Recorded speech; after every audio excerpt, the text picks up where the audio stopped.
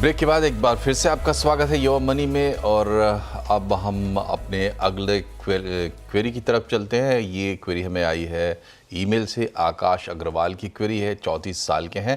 Monthly SIP 28,000 रुपये की कर रखी है और उससे अभी तक 5 लाख रुपए की पोर्टफोलियो वैल्यू बना चुके हैं। इक्विटी पोर्टफोलियो वैल्यू 20 लाख की है। 15 साल में 10 करोड़ का लक्ष्य है। इन्होंने अपने फंड्स की लिस्ट भेजी है। इसमें पराग पारिख फ्लेक्सी कैप है, सुंदरम सेलेक्ट मिड कैप है, मेरा एसेट की है, निपॉन इंडिया है। इसके अलावा इनके कुछ और इन्वेस्टमेंट्स भी हैं जो इन्होंने बता रखे हैं। पीपीएफ में ईपीएफ में मिलाकर 10 लाख है। पीपीएफ सालाना 1.5 लाख का है। ईपीएफ है 1.5 लाख का। एनपीएस सालाना है 50,000 का।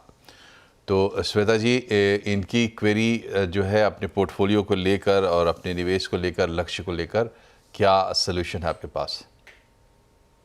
जी। आकाश जी, जैसे आपने अपनी सारी इन्वेस्टमेंट्स शेयर की तो मैं देख रही थी कि आप हैं तो 34 इयर्स के, तो आपके पास लंबा समय है निवेश करने के लिए। जो आज के दिन पे आपकी पोर्टफोलियो वैल्यू है 25 लाख इक्विटी है, 15 लाख डेट है ईपीएफ पीपीएफ में, तो 60% के आसपास की इक्विटी है, 40% का डेट है। मैं कहूंगी क्योंकि आपके पास लंबा समय है, आप थोड़ा ज्यादा जोखिम ले सकते हैं। तो एक 75 से 80% की भी अगर इक्विटी की पोर्टफोलियो वैल्यू हो तो वो मेरे हिसाब से सही होगा आपके लिए। तो आप जो पीपीएफ ईपीएफ में एसआईपीस कर रहे हैं उसे कम कर सकते हैं। एनपीएस की जो आपकी एलोकेशन हो रही है उसे कम कर सकते हैं।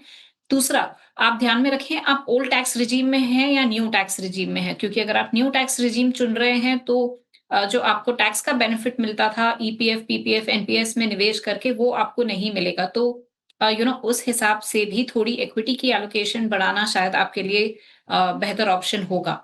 आपकी लक्ष्य पे आती हूँ। आपने 10 करोड़ का लक्ष्य कहा है, तो यहाँ पर आपको अपनी एसआईपी को जरूर 15% से हर साल स्टेप अप करना होगा, तब जाकर आप आसानी से अपने लक्ष्य पर पहुंच जाएंगे।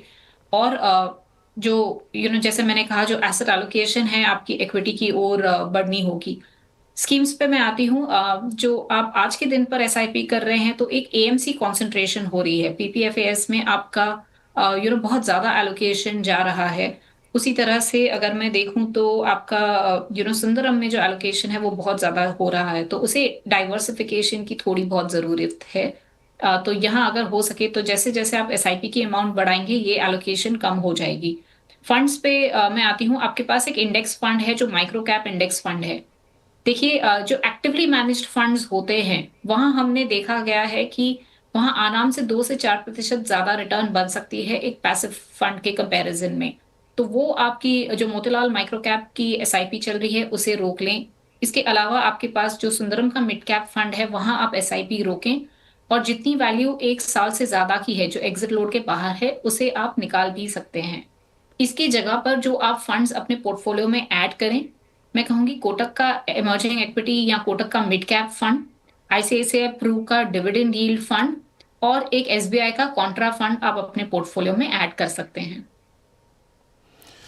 जी, तो ये रही सलाह हाँ आपके लिए आकाश जी। और श्वेता जी, ये बताइए कि ये जो सवाल आता है बार बार, प्रोडक्ट्स इतने हैं मार्केट में, लोग लेते हैं, कई बार उनको लक्ष्य अपने समझ में नहीं आते, क्या होता है? जैसे आपने सजेस्ट किया कि भाई अगर आप न्यू टैक्स रिजाइम में आ गए हैं तो आपको कुछ चीज़ें हैं जिनका टैक्स बेनिफिट नहीं मिलेगा, तो फिर आप उनको प्योरली आपको उनको मॉनेटरी बेनिफिट के हिसाब से देखना चाहिए।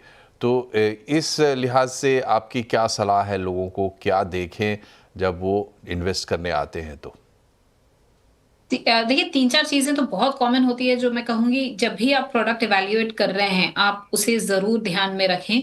सबसे पहला ये कि क्या वो आपको इन्फ्लेशन एडजस्टेड रिटर्न दे रहा है, और ज्यादा कहाँ मिल रहा है।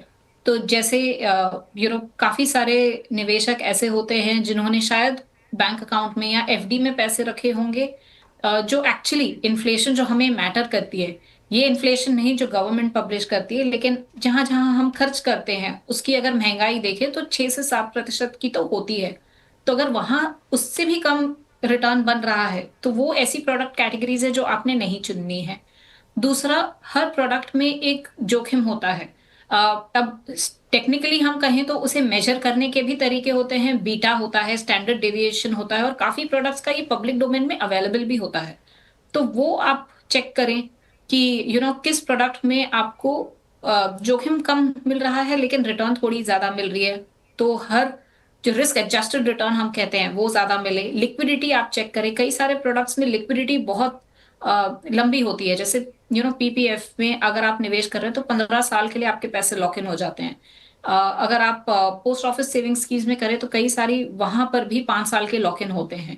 तो अगर वो आप कॉम्प्रोमाइज कर रहे हो लेकिन उसके लिए आपको बेहतर एक्स्ट्रा रिटर्न नहीं मिल रहे तो उसकी जरूरत नहीं है। जैसे टैक्सेशन की मैंने बात कही अभी कि आप किस अगर टैक्सेशन का मुनाफा नहीं मिल रहा तो आप उस प्रोडक्ट को अवॉइड करें। तो ये 3-4 चीजें तो बेयर जी जी। मिनिमम है जो किसी को भी चेक करनी चाहिए।